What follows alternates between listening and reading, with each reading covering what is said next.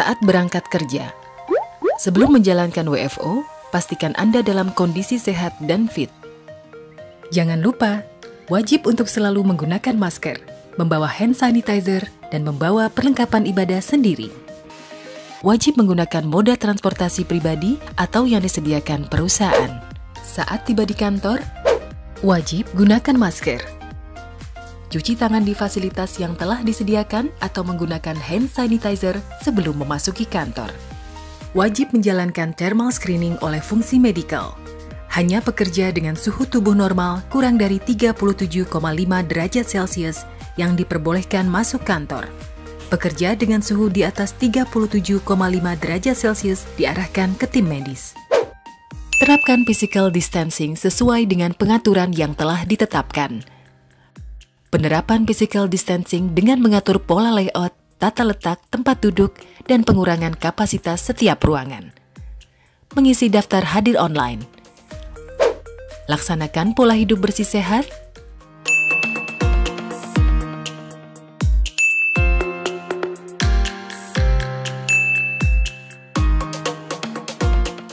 Optimalkan fasilitas e-meeting dengan M-Teams.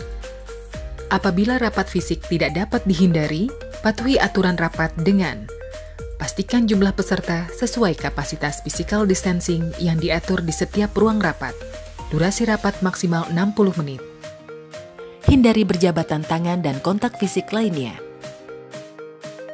Untuk pekerja yang harus keluar kantor, maka wajib membawa surat tugas dari atasan dan diserahkan ke security. Selama waktu istirahat, tetap terapkan physical distancing dan hindari keramaian, termasuk penggunaan fasilitas umum lainnya seperti toilet, musola, dan ruang tunggu. Dihimbau membawa bekal makan siang dari rumah dan gunakan peralatan makan dan minum pribadi. Dilarang meninggalkan kantor untuk membeli makan siang.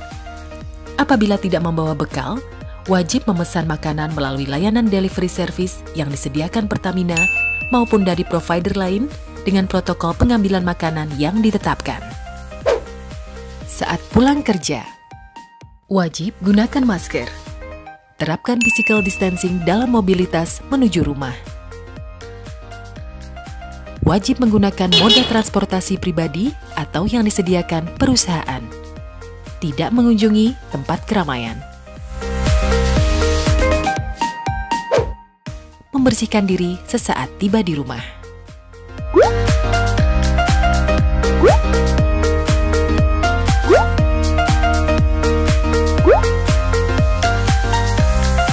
Patuhi seluruh protokol mulai berangkat dari rumah, bekerja di kantor atau di lapangan, sampai kembali ke rumah. Tetap sehat dan selamat. Kuncinya adalah kejujuran dan disiplin dalam menjalankan protokol perusahaan. Jaga diri, selamatkan keluarga. Tetap semangat dan nyalakan energi tulus untuk melayani negeri.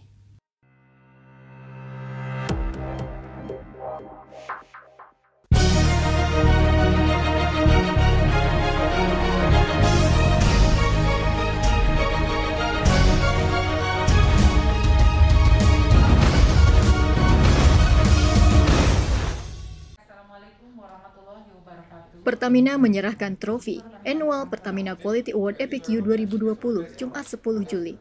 Mengusung tema Leveling Up Competitiveness Through Synergy in Quality Improvement. Penghargaan ini diberikan di kantor pusat Pertamina Jakarta. Kegiatan ini merupakan wujud apresiasi perusahaan kepada pekerja yang sudah berkontribusi memberikan inovasi untuk mendukung tantangan Pertamina Group di masa mendatang.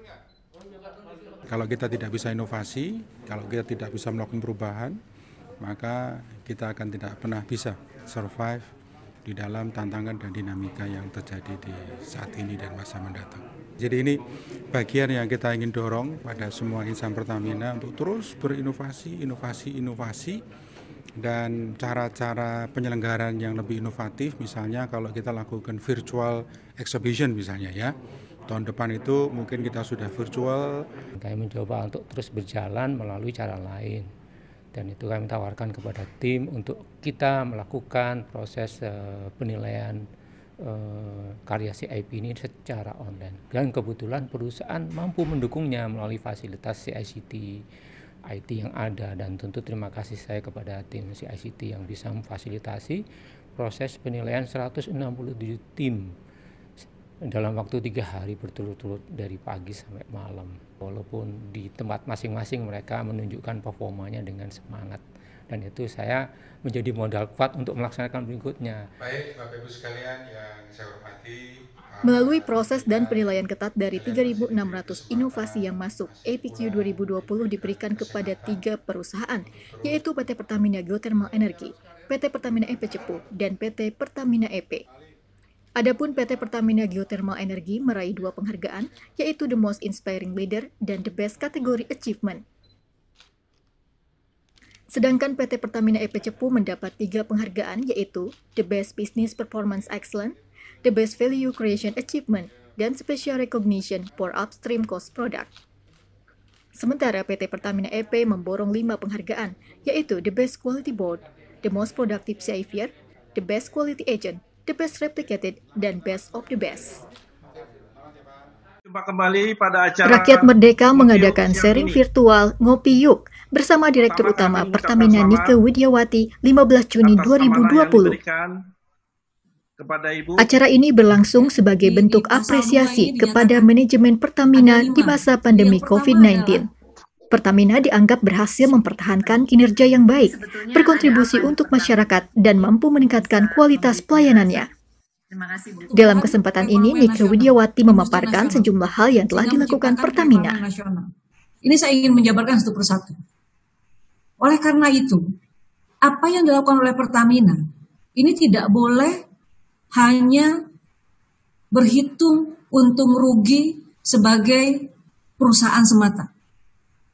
Tetapi bagaimana Pertamina sebagai BUMN ini harus berpikir tentang ekosistem, tentang perusahaan-perusahaan, industri-industri yang terkait dengan bisnis migas ini harus tetap hidup. Itulah yang kemudian menjadi guidance Pertamina. Kenapa? Di saat pandemi, seluruh operasional di hulu, kilang tetap beroperasi, seluruh SPBU tetap harus buka. Bayangan yang paling mudah. Sebagai BUMN, Pertamina harus menjadi driver pertumbuhan ekonomi nasional dan memberikan pelayanan penuh kepada masyarakat sesuai amanah undang-undang. Karena itu, seluruh kegiatan Pertamina dari hulu, hilir, sampai SPBU tetap beroperasi di tengah pandemi.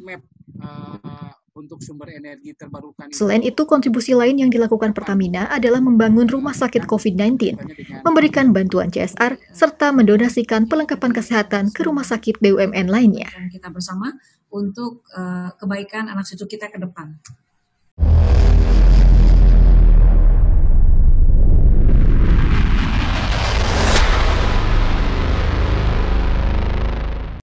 Di atas tambak yang tidak produktif lagi,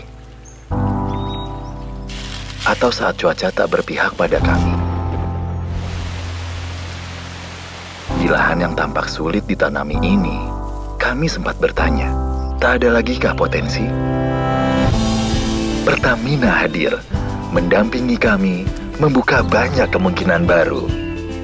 Mengatasi keterbatasan tambak, memberikan beragam hasil alam. Mempercepat pengeringan biji kopi dengan uap panas bumi, menambah nilai ekonomi dan cita rasa tinggi, memanfaatkan lahan gambut menjadi pertanian nanas yang menyejahterakan. Bersama Pertamina, kami meraih energi keberhasilan yang terus bisa dinikmati.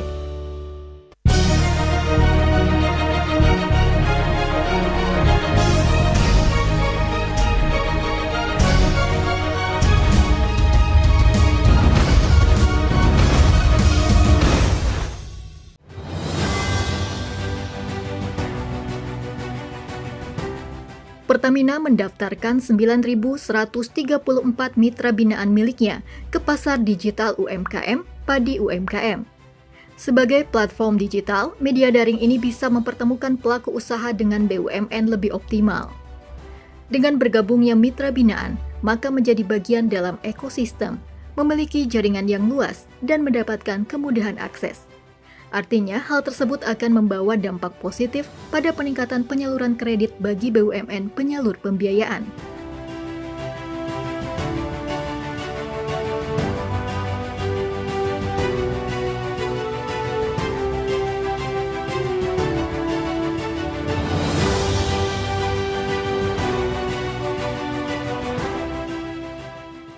Pada kesempatan itu, Direktur Utama Pertamina Nike Widiawati hadir dalam acara tersebut.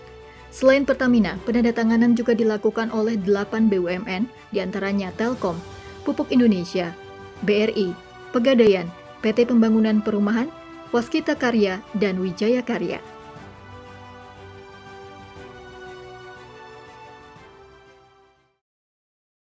Direksi Pertamina mengadakan meet and greet dengan pekerja disabilitas.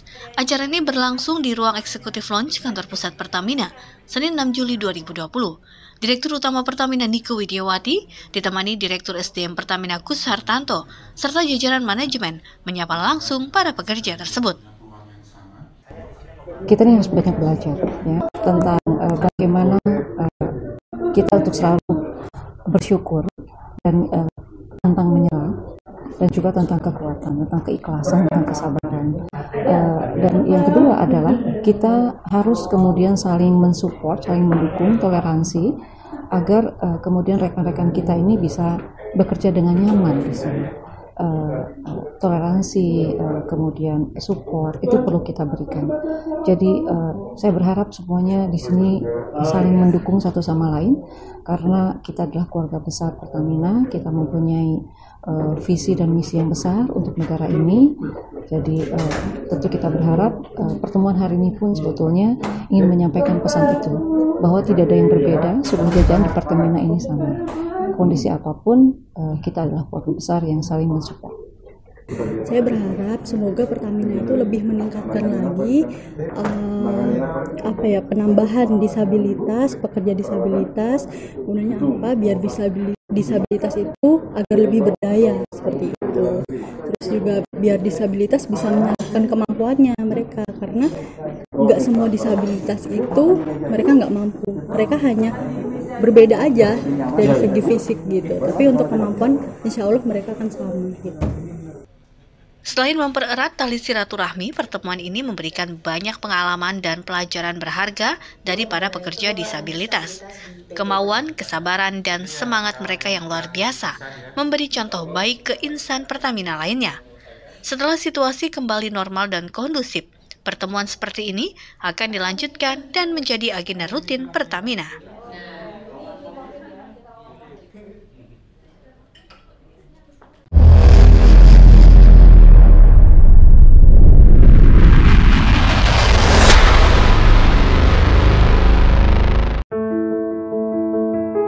Enam dekade di industri energi, kami hadir untuk Ibu Pertiwi.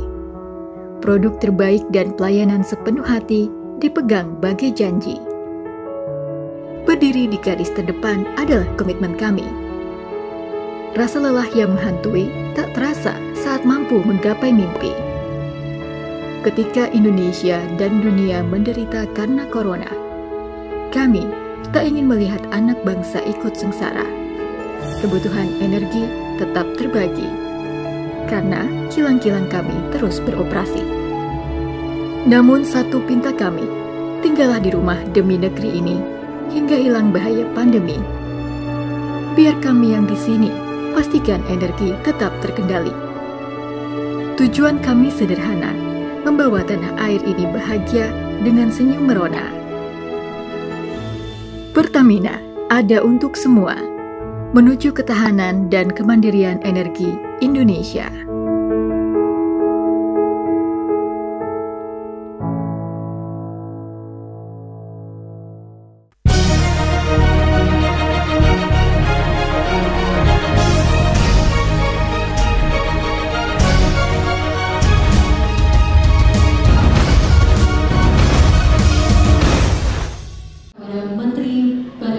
Pertamedika IHC berkolaborasi dengan Rumah Sakit Universitas Indonesia RSUI Penandatanganan perjanjian kerjasama operasional tersebut dilakukan di Balai Sidang Universitas Indonesia Depok, Jawa Barat, Selasa 23 Juni 2020. Turut hadir dalam kegiatan ini Menteri BUMN Erick Thohir, Direktur Utama Pertamina IHC Fatima Jan Rahmat, Rektor UI Profesor Ari Kunchoro, dan pihak-pihak terkait. Tapi saya yakini bersama tim saya, apa yang kita lakukan bersama-sama ini sudah ke arah itu. Dan insya Allah, bagaimana universitas harus menjadi pusat inovasi dari BUMN itu kita canangkan pertama kalinya hari ini, Pak Wirojono. Nah, dengan kerjasama dengan UI dan RSUI diharapkan kita bisa berkolaborasi bagaimana meningkatkan kualitas layanan di RSUI dan bekerja sama juga untuk penelitian dan juga bagaimana untuk pendidikan yang paling penting sekarang, karena pendidikan itu kita butuh rumah sakit UI untuk cepat bisa memberikan pelayanan dan juga bisa melaksanakan pendidikan, selain juga adalah untuk pelayanan kepada masyarakat. Adapun isi kerjasama antara RSUI dengan Pertamina IHC meliputi pengelolaan manajemen sesuai standar akreditasi rumah sakit, peningkatan fasilitas layanan kesehatan, pengembangan riset dan inovasi kesehatan, serta menambah kapasitas dan kapabilitas tenaga medis. Melalui nota kesepahaman ini, Pertamina IHC akan memberikan wawasan terkait penyedia layanan kesehatan hingga pengurusan manajemen rumah sakit yang baik. Sesi fotonya akan dibagi menjadi Kementerian Koordinator Bidang Kemaritiman dan Investasi Republik Indonesia menggelar kegiatan webinar Jumat 12 Juni 2020. Acara virtual ini mengusung tema penyediaan dan akses permodalan bagi UMKM sektor pariwisata dan ekonomi kreatif. Turut hadir sebagai pembicara Menko Bidang Kemaritiman dan Investasi Luhut Binsar Panjaitan, Gubernur Sumatera Utara Edi Rahmayadi, Deputi Bidang Industri dan Investasi Kemenparekraf Fajar Hutomo, serta Vice Presiden CSR dan SMEPP Pertamina Arya Dwi Paramita.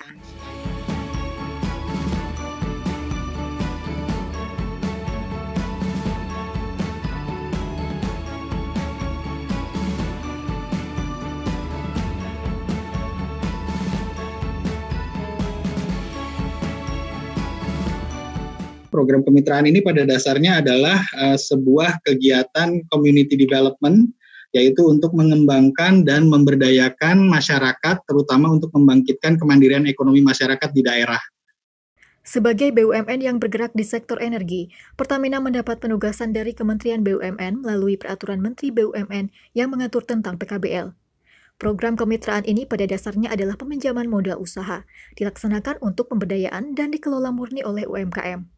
Adapun 7 sektor yang disasar diantaranya perdagangan, industri, pertanian, perikanan, perkebunan, dan peternakan. Selain permodalan, mitra binaan akan dibimbing oleh Pertamina untuk mendapatkan skill development. Dengan program kemitraan ini menjadi salah satu cara Pertamina membantu pemerintah agar perekonomian terus bergerak di tengah pandemi COVID-19.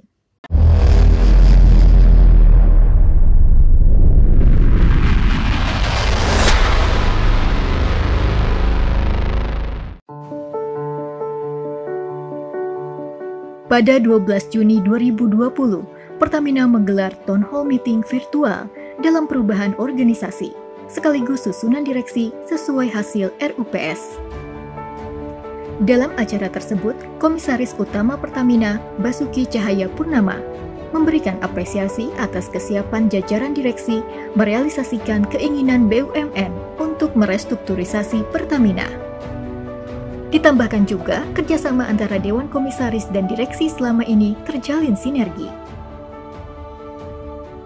Ya, pertama-tama saya mau sampaikan terima kasih atas kesediaan direksi bekerja sama dengan Dekom untuk mengeksekusi apa yang diinginkan oleh Kementerian BUMN dalam melakukan reorganisasi dan restrukturisasi Pertamina ini. Tentu saja kami sebagai Dekom, saya mewakili Dekom, izin pada Dekom yang hadir, juga merasakan kerjasama yang kompak Nah, ada subholding ini kita harapkan masyarakat semua bisa berpartisipasi memiliki Pertamina. Di waktu yang sama, Ahok juga mengutarakan perihal budaya baru terkait promosi jabatan yang bisa diikuti semua insan Pertamina. Hal ini bisa menjadi model baru dalam mencari kandidat internal yang dianggap mampu menjadi senior vice president, bahkan hingga direksi.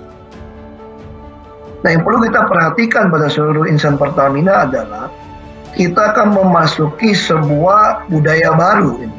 Membuka kesempatan kepada seluruh insan Pertamina, golongan yang PRL di bawah 15 pun Anda berhak untuk ikut tes menduduki posisi sampai SVP. Harapan kita ke depan, nanti di Pertamina pun tidak perlu lagi dari BUMN lain, tapi bisa dari insan Pertamina yang mendudukinya. Dan yang sudah selesai pun bisa menduduki posisi komisaris. Ini harapan budaya kita ke depan. Kalau Pertamina bisa menjadi satu model, maka seluruh BUMN akan mengikuti jejak seperti ini. Penerapan transparansi, kejujuran, penegakan good corporate governance, dan keadilan jadi poin penting bagi seluruh insan Pertamina.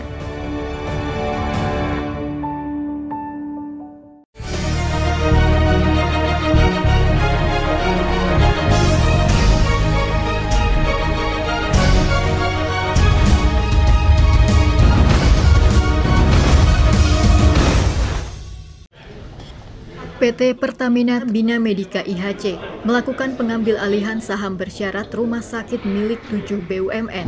Secara simbolis, penandatanganan perjanjian dilakukan di Mandiri Club Kebayoran Baru, Jakarta Selatan, 30 Juni 2020. Aksi korporasi ini merupakan bagian dari roadmap pembentukan holding RS BUMN. Mulai sejak saat ini, Pertamedica selalu holding rumah sakit yang akan menempati peringkat 2 grup rumah sakit di Indonesia dengan hampir 4.500 tempat tidur.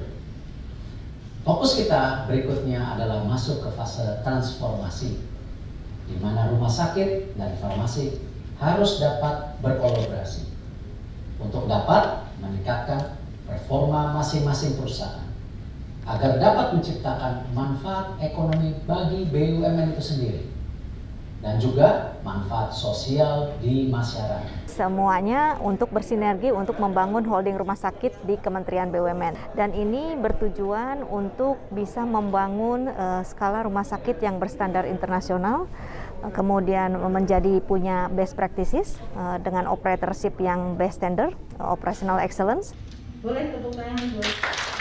Indonesia Healthcare Corporation akan menjadi rumah sakit jaringan terbesar di tanah air. Value of synergy and value of creation yang tercipta dalam proses konsolidasi ini akan menciptakan peluang besar pertumbuhan dan pemulihan ekonomi dari sektor industri kesehatan. Secara konsolidasi, grup RS BUMN diestimasikan memiliki pendapatan usaha mencapai 4,5 triliun rupiah dan total aset mendekati 5 triliun rupiah. Penggabungan ini akan menerapkan standarisasi kualitas dan operasional layanan di jaringan rumah sakit anggota holding seluruh Indonesia.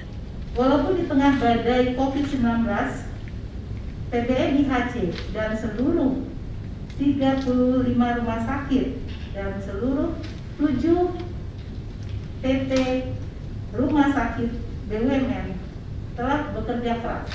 Pertamina Bina Medica Indonesia Healthcare Corporation akan menguasai 67% saham dari masing-masing PT rumah sakit di bawah ini.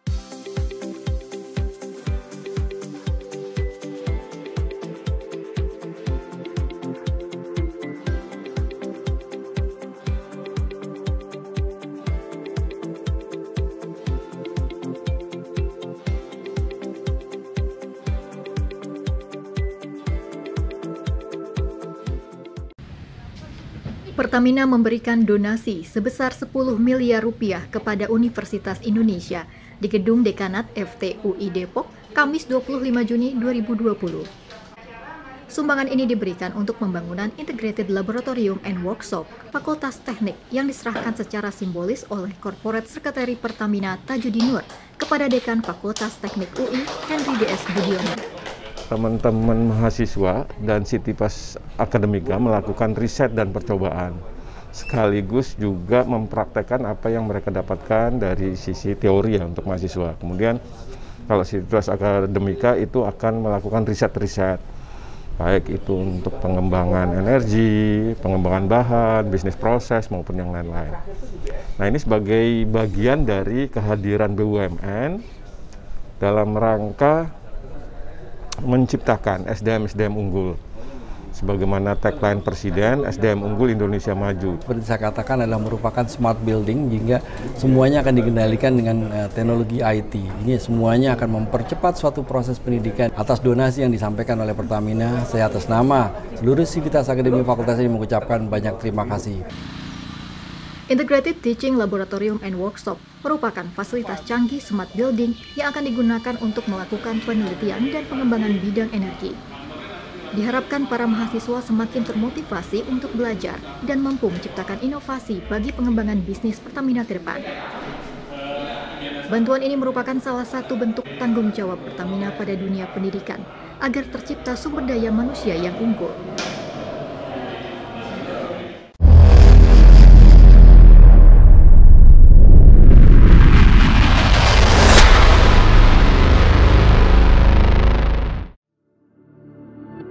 Lebih dari 6 dekade, Pertamina membangun Indonesia melalui pengembangan usaha di bidang energi secara berkelanjutan dan terintegrasi demi mewujudkan kemandirian dan ketahanan energi nasional. Upaya tersebut didukung oleh tata kelola korporasi yang berpegang pada 6 tata nilai perusahaan, salah satunya Clean. Nilai Clean menjadi semangat Pertamina untuk senantiasa menjunjung tinggi kepercayaan dan integritas. Sejalan dengan ini, Pertamina sebagai badan publik berkomitmen penuh menyelenggarakan layanan informasi publik sesuai amanat Undang-Undang Nomor 14 Tahun 2008 tentang Keterbukaan Informasi Publik. Dalam melaksanakan amanat undang-undang tersebut, Pertamina membangun sistem pelayanan informasi publik dengan menerbitkan Pedoman Layanan Informasi Publik Pertamina. Selain itu, Pertamina juga menunjuk Pejabat Pengelola Informasi dan Dokumentasi atau PPID. Pejabat Pengelola Layanan Informasi Publik Pertamina terdiri dari Corporate Secretary sebagai atasan PPID dan Manager Planning and Governance sebagai PPID. Atasan PPID dan PPID Pusat Pertamina beserta perangkatnya bertanggung jawab terhadap layanan informasi publik di tingkat pusat.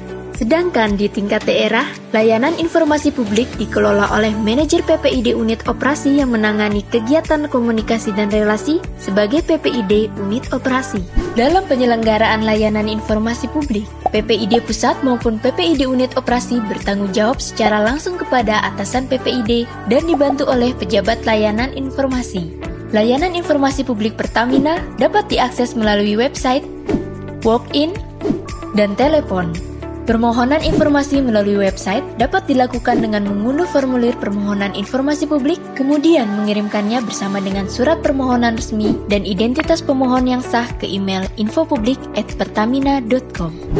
Pemohon informasi juga dapat datang langsung ke ruang layanan informasi publik Pertamina yang berada di Perpustakaan Ibnu Sutowo, Kantor Pusat Pertamina.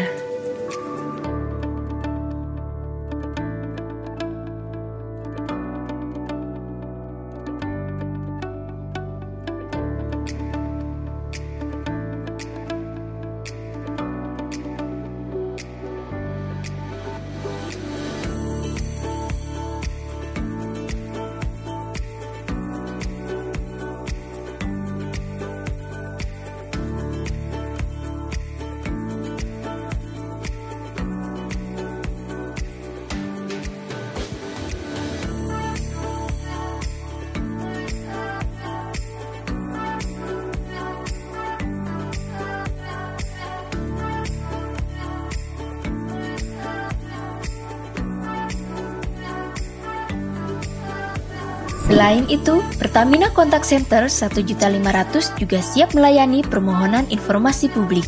Pemohon informasi akan dilayani sesuai Peraturan Komisi Informasi Nomor 1 Tahun 2010 tentang Standar Layanan Informasi Publik. Pemberitahuan tertulis dan tanggapan dari PPID akan disampaikan paling lambat 10 hari kerja atau dapat diperpanjang 7 hari kerja sejak diterimanya permohonan informasi. Apabila pemohon informasi publik tidak puas dengan penyediaan dan pelayanan informasi publik Pertamina, keberatan dapat diajukan kepada atasan PPID Pertamina dalam kurun waktu 30 hari kerja. Penyelesaian sengketa informasi juga dapat diupayakan ke Komisi Informasi apabila tanggapan atasan PPID belum memuaskan. Pertamina, siap penuhi hakmu atas informasi publik tentang energi. PT Pertamina Persero berkomitmen untuk memberikan layanan informasi yang dapat diakses seluruh rakyat Indonesia. Dengan berpedoman pada Undang-Undang Keterbukaan Informasi Publik, Pertamina terus berupaya menyediakan informasi yang akurat dan informatif, melalui sinergi bersama para stakeholder dalam memberikan pelayanan informasi bagi seluruh rakyat Indonesia.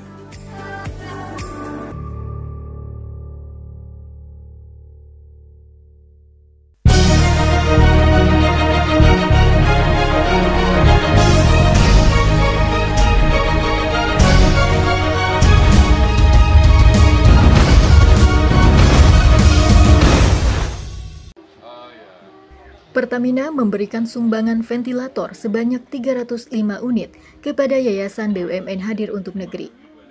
Alat bantu pernapasan ini nantinya akan didistribusikan ke rumah sakit rujukan COVID-19. Sumbangan ventilator ini diserahkan di gudang BGR Kelapa Gading, Jakarta Utara pada Kamis 23 Juni 2020. Pada kesempatan tersebut turut hadir Vice Presiden CSR dan SMEPP Pertamina Arya Dwi Paramita, Ketua Yayasan BUMN Hadir untuk Negeri Harjawan Balaningrat, dan Direktur Operasional Medis Pertamedika IHC Abdul Haris. Memang ini merupakan alat yang sangat dibutuhkan dalam penanganan pasien COVID. Seperti tadi disampaikan dari teman-teman dari Pertamedika juga bahwa kebutuhan untuk ventilator ini menjadi salah satu hal yang penting untuk penanganan masalah ini.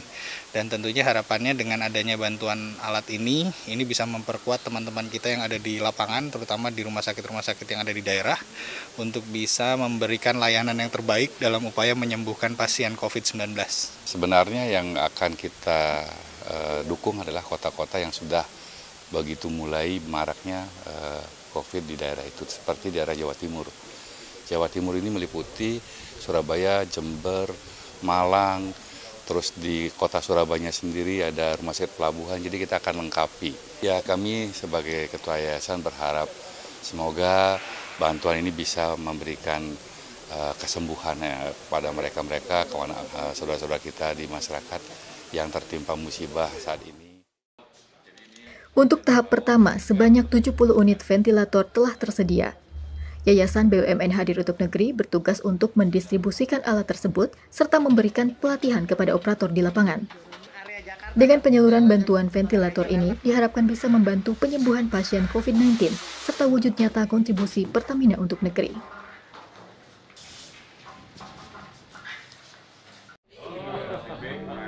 Pertamina Group kembali melakukan perjanjian potensi kerjasama PPKS dengan perusahaan galangan BUMN Klaster Industri Manufaktur.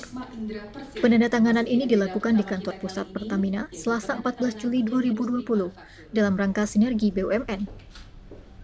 Terdapat 4 perusahaan klaster industri manufaktur diantaranya PT Barata Indonesia Persero, PT Dok dan Perkapalan Surabaya Persero, PT Dok dan Perkapalan Koja Bahari Persero, dan PT Industri Kapal Indonesia Persero.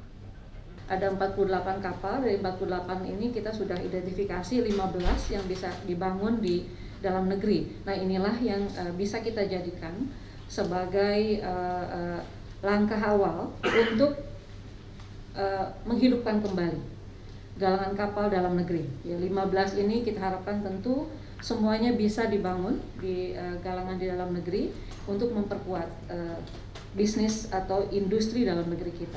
Perjanjian kerjasama ini digelar untuk menjalin sinergitas antar perusahaan di lingkungan BUMN. Selain itu, upaya mengurangi defisit neraca perdagangan Indonesia adalah dengan optimalisasi tingkat komponen dalam negeri (TKDN) untuk memenuhi kebutuhan dalam negeri. Diharapkan langkah ini dapat meningkatkan produktivitas dan efektivitas kinerja kapal, serta mendukung aktivitas Pertamina menyalurkan energi ke seluruh pelosok negeri. karena kita juga ingin bukan hanya dalam bentuk barang.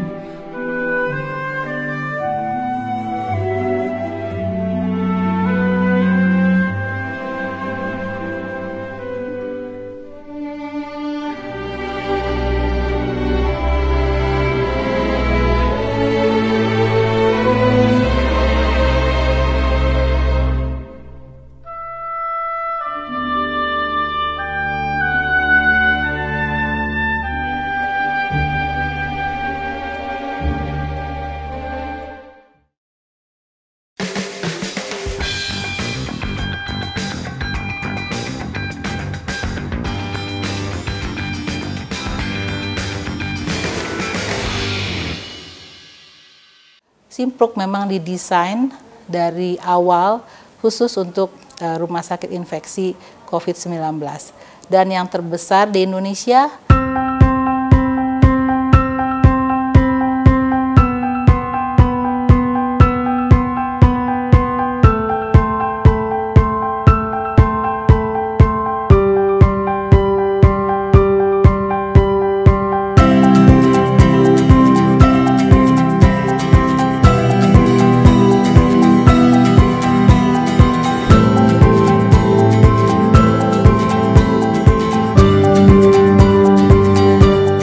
Jadi Pertamedica Indonesian Healthcare Group ini kan memiliki induk ya, yaitu Pertamina dan juga di bawah pengawasan dari BUMN pada umumnya. Sehingga pada waktu itu ada satu perencanaan bagaimana kita akan membuat pengalihan fungsi daripada Rumah Sakit Pertamina Jaya. Itu kita menggunakan dana investasi yang kami yang tadinya kita akan lakukan untuk investasi lainnya, kemudian kita alihkan untuk digunakan untuk pembangunan infrastruktur Rumah Sakit Pertamina Jaya khusus untuk corona, dan juga dengan dukungan dari Pertamina dan Patra Jasa. Pada waktu itu ada kerjasama antara Patra Jasa dengan PBMI IHC untuk pembangunan di Simpruk. Itulah kenapa kita bisa membangun Simpruk.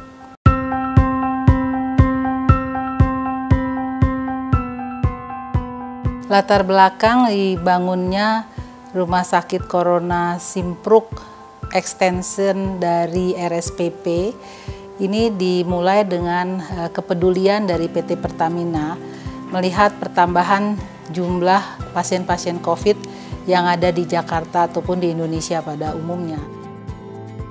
Dengan rasa keinginan menolong orang lain dan juga membantu pasien-pasien ini, sudah ada juga pengalaman kita yang di RSPJ dengan cepat terisi jumlah tempat tidur di RSPJ, maka Rumah Sakit Simpruk dibuat segera rumah sakit moduler dari lapangan, kita tahu lapangan sepak bola yang luasnya 27.000 lebih meter persegi, itu kemudian dibangunlah Rumah Sakit Simpruk tersebut.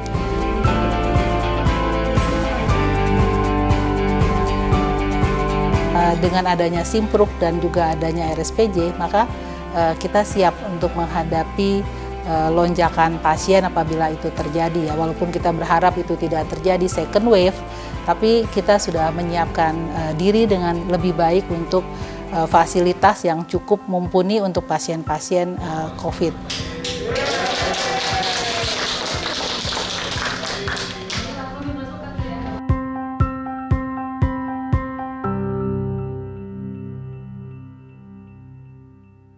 Ya, rumah sakit modular itu terdiri dari 300 tempat tidur, di mana ruangannya pertama memiliki fasilitas negatif pressure. Jadi khusus untuk pasien corona atau pasien COVID-19. Karena dilengkapi dengan HEPA filter untuk menyaring kuman-kuman ataupun virus corona tersebut.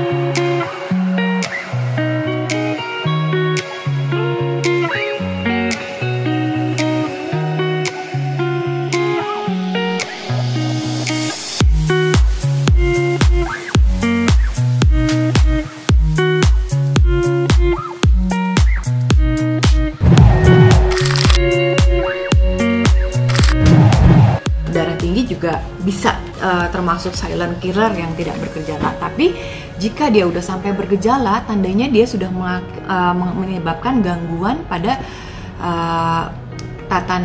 tatanan keseimbangan tubuh kita ya. Nah, kolesterol ini sendiri dapat tidak bergejala.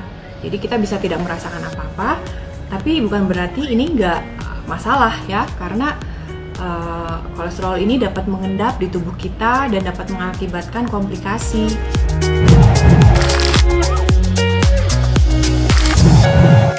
Pentingnya kita untuk berkonsultasi dengan dokter. Untuk kita terapi kolesterol ini bukan hanya kita harus kita ketahui kolesterolnya tingginya seberapa banyak. Untuk terapi pada tiap individu tidak sama. Jadi kita harus menetapkan dulu orang tersebut masuk ke dalam resiko.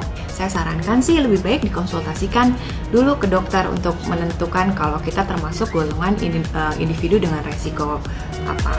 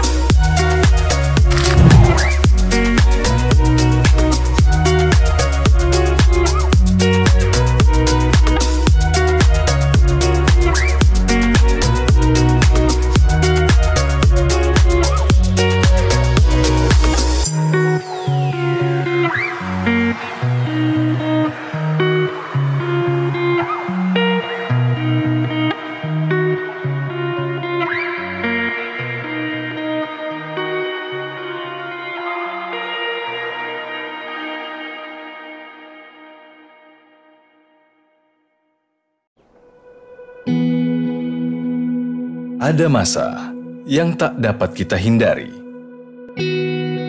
Saat jeda harus kita jalani. Kini saatnya kita kembali. Isi kembali semangatmu. Memulai dengan kehidupan baru. Isi penuh energimu. Kobarkan lagi impianmu dengan energi tanpa henti. Bergerak penuh harapan.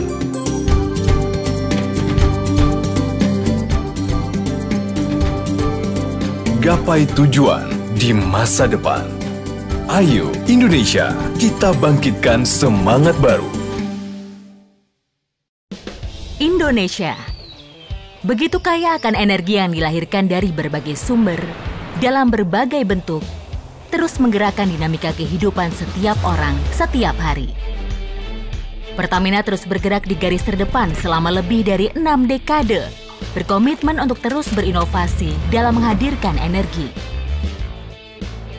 konsisten memberikan yang terbaik di setiap kegiatan eksplorasi, produksi, dan mengolahnya menjadi energi terbaik yang mendunia. Mengantarkan energi secara merata ke kota hingga pelosok desa, sehingga semua dapat menikmati energi dan bergerak maju bersama.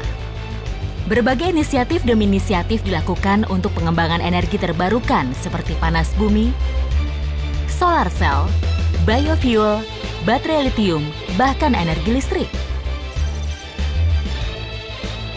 Bersama afiliasinya, Pertamina memastikan keberlangsungan energi, menggerakkan ekonomi, dan membangun masa depan. Dan Pertamina memastikan agar energi juga tersedia untuk lingkungan, pendidikan, kesehatan, dan pemberdayaan masyarakat. Pertamina percaya bahwa setiap inovasi berkelanjutan adalah langkah menuju energi kemajuan. Pertamina adalah energi, penggerak kemajuan di setiap sisi kehidupan.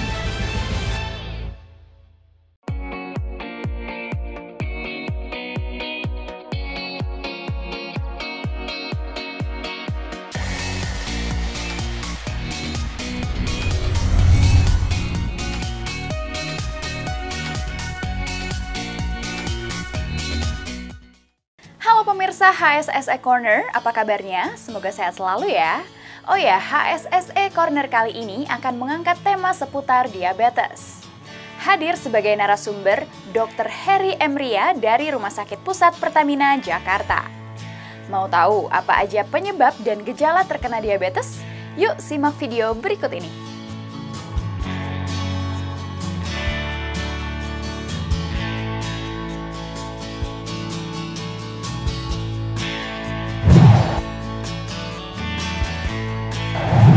Diabetes merupakan suatu penyakit kronik yang disebabkan oleh karena berkurangnya hormon insulin yang diproduksi oleh pankreas yang menyebabkan kadar gula dalam darah tinggi. Kadar gula darah yang tinggi tersebut tidak bisa dipakai oleh tubuh kita, sehingga kadar gula darah yang tinggi tersebut akan merusak tubuh kita.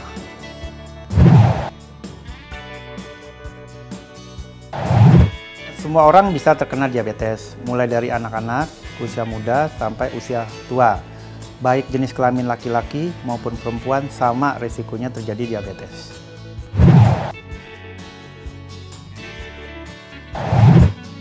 Yaitu gejala pertama biasanya orang tersebut sering berkemih, terutama pada malam hari. Akibat sering buang air kecil, pasien itu merasa sering haus.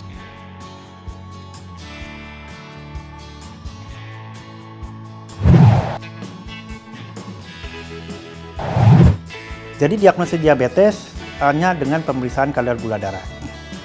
Sebelum pemeriksaan kadar gula darah, kita tidak boleh bilang dia diabetes.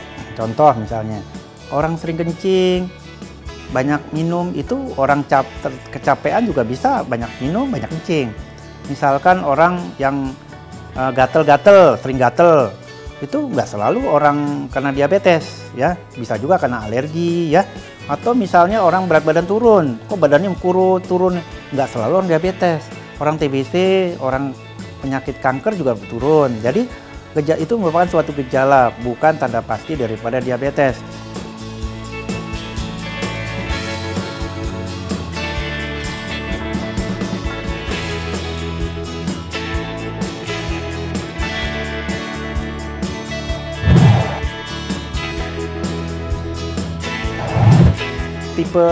Jenis daripada diabetes, yaitu pertama adalah diabetes tipe 1, kedua diabetes tipe 2, yang ketiga adalah diabetes gestasional.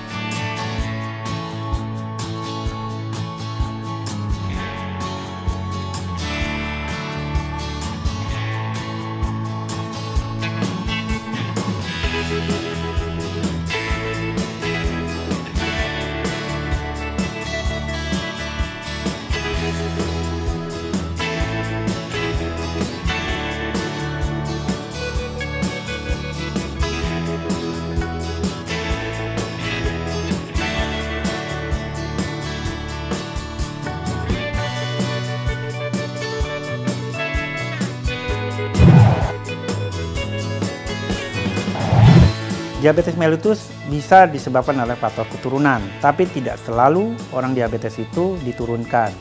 Itu tergantung daripada lingkungannya. Misalkan bapak ibunya diabetes, belum tentu anaknya menderita diabetes. Asal anak tersebut disiplin dalam masalah makannya, jangan terlalu berlebihan ya. Terus kedua, olahraga yang teratur. Kalau dia gemuk diturunin berat badannya ya. Tetapi kalau dia ada bapak ibunya diabetes, terus dia gaya hidupnya salah, dalam arti suka mengemil makanan, suka minum yang manis-manis, tidak pernah olahraga, berat badannya gemuk, tidak diturunin, banyak pikiran, nanti akan terjadi diabetes. Nah, jadi bukan hanya faktor turunan, tapi faktor lingkungan juga berperan. Pengelolaan daripada diabetes itu ada 3 pilar. Yaitu pertama lifestyle gaya hidup, kedua olahraga, dan ketiga dengan obat. Olahraga yang dianjurkan adalah kualitas, bukan dalam arti waktunya. Kualitas dengan apa? Dalam arti misalkan olahraga 3 kali seminggu, 1 jam, itu lebih bagus dibandingkan olahraganya sekali seminggu, waktunya 6 jam. Itu yang kita takutkan kalau olahraga yang berlebihan tersebut, itu yang kita takutkan terjadinya kadar gula darah rendah atau terjadinya hipoglikemi.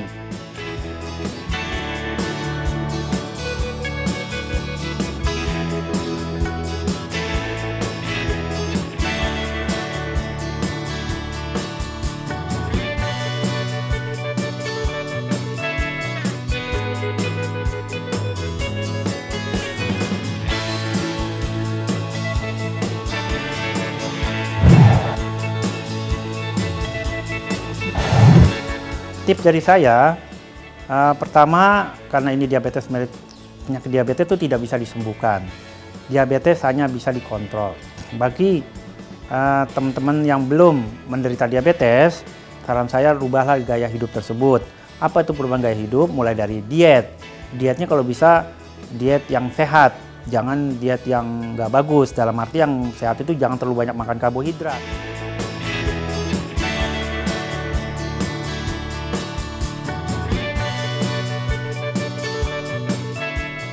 Melihat jumlah penderita diabetes yang terus meningkat, sudah saatnya kita tingkatkan kewaspadaan dan mulai pola hidup yang sehat. Pemirsa, semoga informasi tadi bisa bermanfaat untuk Anda. Sampai jumpa di HSSE Corner episode mendatang.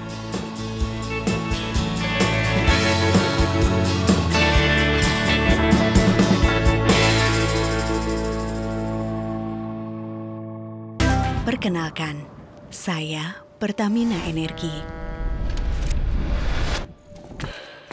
Energi yang berlari-lari dalam perjalanan mereka setiap pagi.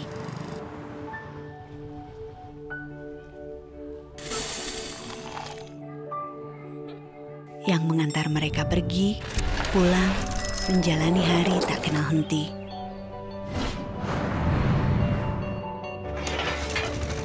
Yang membantu ibu ketika piring anak-anak dan suami perlu terisi nasi. Energi yang lahir dari hangatnya perut bumi, demi nyalanya lentera, juga asa. Saya pun berani menerjang sungai demi berlanjutnya kehidupan untuk kemajuan kita bersama. Selama 62 tahun, Pertamina menggerakkan dan melindungi masa depan semua mimpi dengan energi unggul untuk Indonesia maju.